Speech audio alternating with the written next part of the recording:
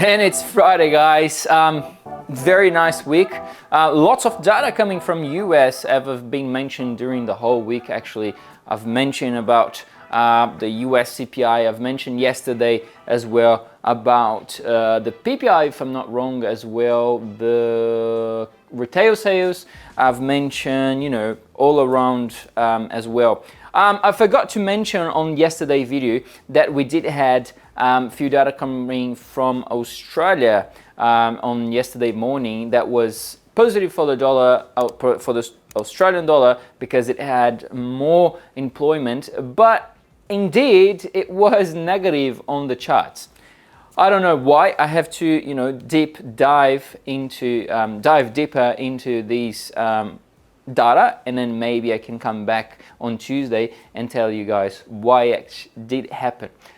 Anyways, it's Friday, tomorrow is Saturday, and then the week is done. But before the week finishes, we do have a few data coming from Europe. Right, it is very important data. We did have US CPI this week, I've just mentioned, and now we have Europe CPI. Before I go for Europe CPI, please guys, subscribe to our channel, give us a thumbs up on this video, share this video already with your friends, share our content, share the knowledge. Don't only hold this knowledge for you, share this content with your friends, and comment down below if you have any questions that I may be able to answer you, or register to my webinar for next Tuesday. Only 4 days in, and we're gonna be rolling. All right, guys. So talking about Europe tonight on Australian time, 9 o'clock. Let me check the time if I'm not wrong. 9 o'clock, we're gonna have the CPI year over year, as well the core CPI and the CPI month over month. That's the most important news that we're gonna have for tonight. The CPI year over year is expected to be at 2.9%. The previous was at 4.3, so that's a big decline, right? And the month over month is expected to be 0.1. Wow, so we are very close to 0% inflation month over month. But is this actually happening? Is inflation coming down on Europe? Well, let's have a look here pretty quick. We did have the PMIs last month. Remember, we did have the manufacturing PMIs and the services PMIs. Both of those PMIs came much worse than expected. All right, so that means that the services are slowing, and the manufacturing, of course, is slowing as well. There's no chance for the manufacturing, keep producing, and the services keep selling, not selling it, right? Because otherwise it would be a default in the balance sheet of those business.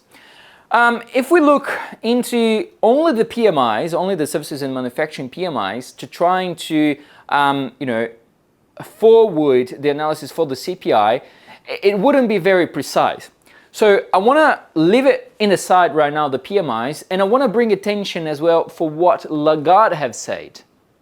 Lagarde have said and make very clear that they are expecting inflation to continue to come down. So that means that they've reached the peak and now they are coming down. So yes, it is possible that inflation comes down from Europe.